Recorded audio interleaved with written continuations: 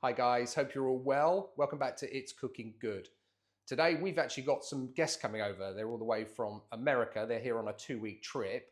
And I asked them, what would you like for your dinner this evening? Thinking that they'd probably say some sort of classic British fare like, I don't know, a stew, fish and chips, a pie, steak and kidney pudding, stuff that you probably really relate to British cuisine. But no, they actually wanted meatloaf. So I'm not sure whether to be flattered that they trust me to cook this for them, or if I should be offended that they don't rate British cuisine that well, or they've had a bad experience. I'm sure I'll find out later. Anyway, we are going to be cooking a classic meatloaf. So without further ado, why don't we take a look at the ingredients? Okay, so you're going to need some beef mince. Here I've got a kilo of 5% beef mince. If you don't want to use beef, use whatever mince meat you like. Traditionally, it is always going to be with beef mince, but I've done it before with turkey mince, pork mince. So use whatever you prefer. Less fat option like turkey is always a great one. I've also got some breadcrumbs here. It's 2 slices of bread that I've just put through my little blitzer to make some fresh breadcrumbs. You're going to need some tomato ketchup, some good old Worcestershire sauce, and some American style mustard. I'm just using French's because that's what we've got. Here, I've got a tablespoon of dried thyme, 2 garlic cloves which I've minced, 1 beef stock cube, that's just a normal OXO stock cube. I've got about 150 millilitres of milk, 1 red pepper, and then a whole onion which I've minced. I've left half because I'm just going to show you how I do it in this little machine that I've got, because it does work particularly well. So I'm just going to, let's start by getting our ingredients in. This is so straightforward. All we're going to do is start adding all of our bits in there. So our breadcrumbs can go in, our thyme, our minced garlic, get it all out, our stock cube, which we're just going to crumble in there like that. Again, you could use like a vegetable stock cube if you prefer, absolutely fine. Our milk. There we go. Let's just move all these out of the way. There is half of our onion going in. There we go. And then some tomato ketchup. And I'd say we're going to go in with about 2 tablespoons, like so. And we are going to use this, the mustard and the Worcester sauce, a bit later on.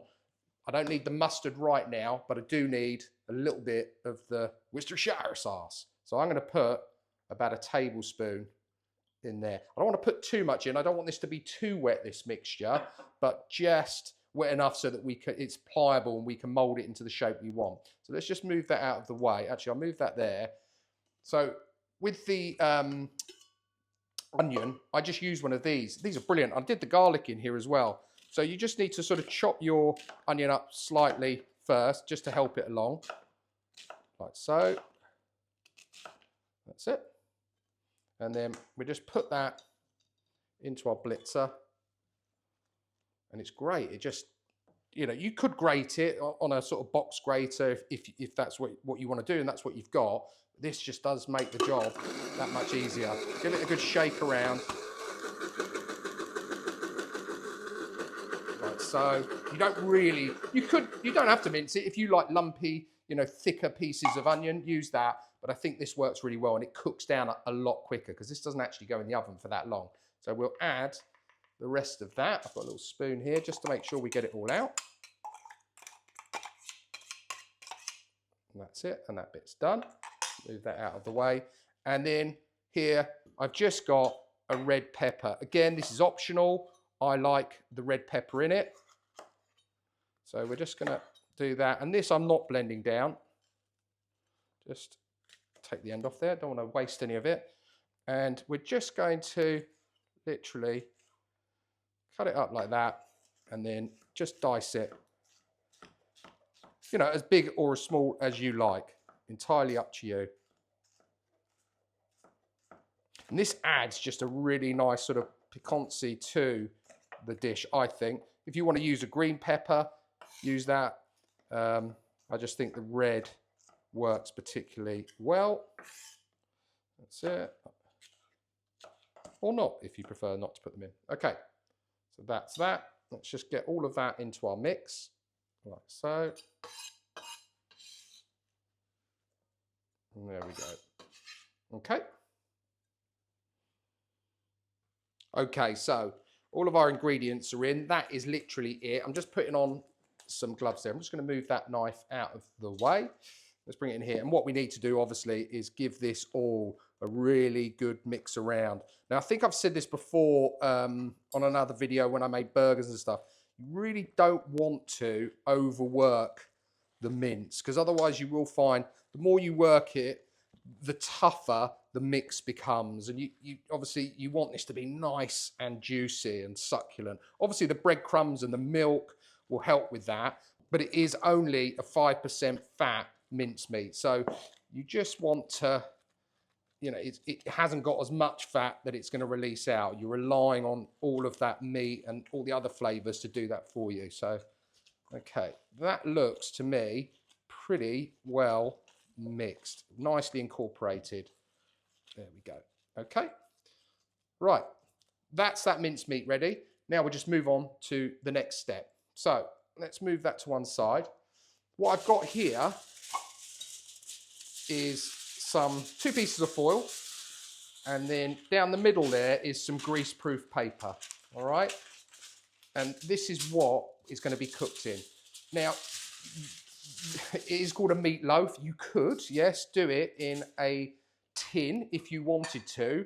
I just find that doing it this way works particularly well, and I try and make it into some sort of meatloaf shape. Let me just bring that more central for you. There you go. Okay, there's no need to oil this because we have got the fat in our mixture, and I'm just gonna hopefully, there we go, plonk it out like so. Just get everything out of that bowl.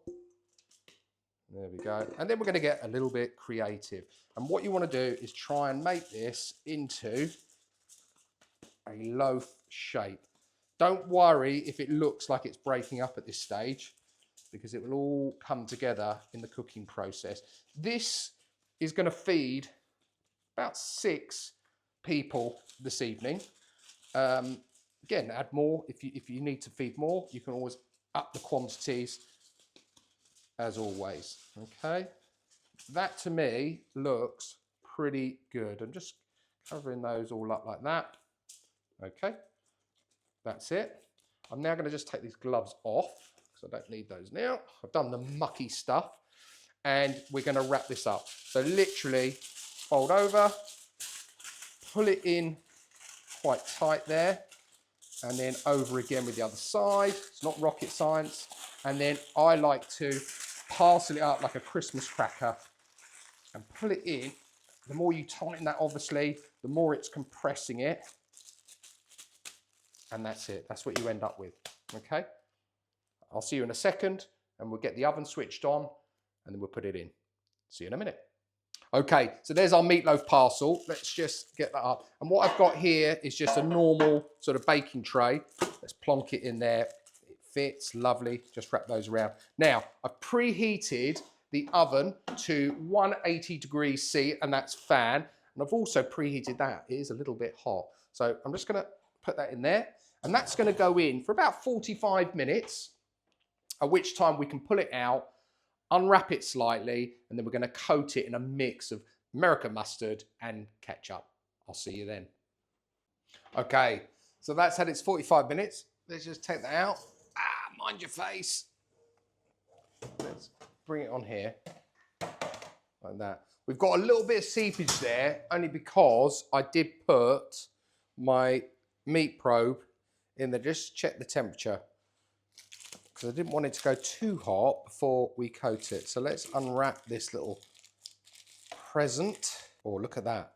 Look at all the juice that's left behind in there. That's what you want. That's just keeping that nice and moist.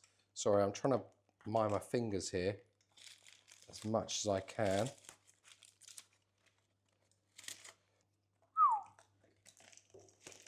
There we go. Oh, look at that. That's a thing of beauty. Thing of beauty. Okay, so camera lady, if we can just come over here for 1 second. What we're going to do is mix our glaze that's going to go on the top. It's so simple. This is literally tomato ketchup, and some American mustard. You can add other stuff if you like, but this is quite traditional. Just give it a little mix together. Let's get rid of that. Get your brush, and let's just spoon it on. You could use maple syrup on here if you want that extra sweetness. I don't think it needs it personally. This is literally like a glaze, and that tomato ketchup with all the sugars that come in a tomato ketchup, it is gonna sort of really caramelize this up. There we go. I'm gonna get it all on. That's it. Chuck it all on. That's it. Done. And that's gonna go back in that oven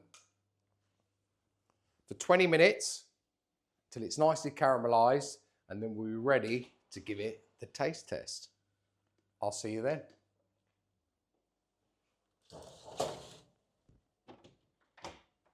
Okay, so let's turn the oven off. It's had its time now, and it is looking perfect. Let's move that out of the way.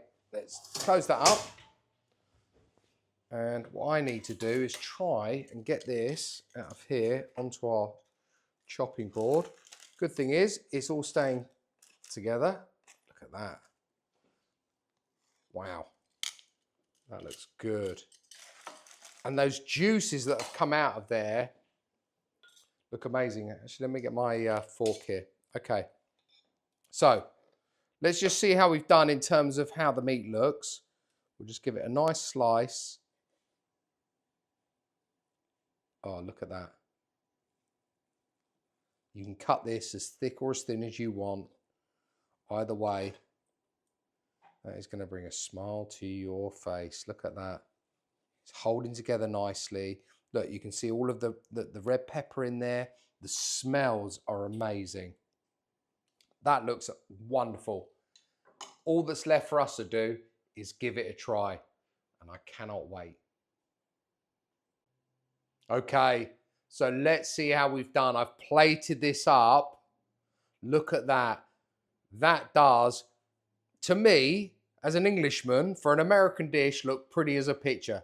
Let's pan in. Cameraman, look, we've got our lovely meatloaf. I've done some lovely creamy mash, some broccoli, and of course, I've got some gravy going on right here. So I'm going to put that there. I want to try the main event, which of course is this meatloaf. And look, it's holding its own. Let's try it without.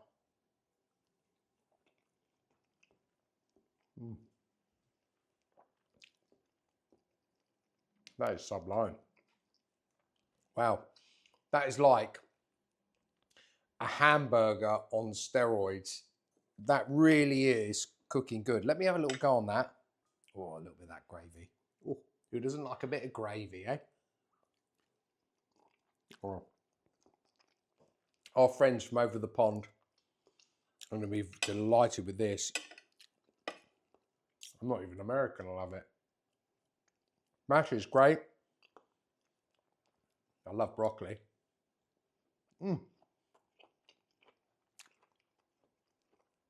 Fantastic. So cheap. Simple to cook, and a real crowd pleaser. I mean, what more could you ask for? I've got to have a little bit more of this.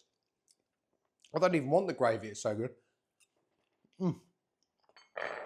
Excellent. That mix of the ketchup and the American mustard on the top really does go well. Guys, I really do appreciate you tuning in. Thank you for watching through to the very, very end. If you're new here, and you're not subscribed, you like the content, please do click on the watermark over here. If you've got a recipe you want me to cook, please send it through to me. I'll put all of the details of this recipe down below in the description. But for me, all I've got left to say is until next time, it's cooking good.